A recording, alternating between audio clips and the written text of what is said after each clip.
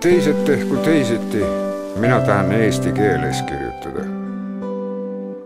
Eesti keelt kõneldakse maal, eesti keelt kõneldakse rannas, eesti keelt kõneldakse lossides, eesti keelt kõnelevad ka talupojad, eesti keelt kõnelevad aadlikud, samuti ka õpetlased tänapäeval.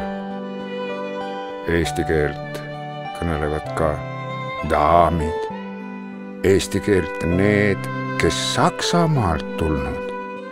Eesti keelt kõneleb noor ja vana. Vaata, mida peetakse eesti keelest. Eesti keelt kuuleb kirikutes, sest Jumal ise õpetab eesti keeli.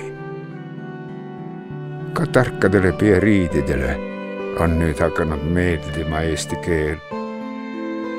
Mina tahan eesti keeles kirjutada.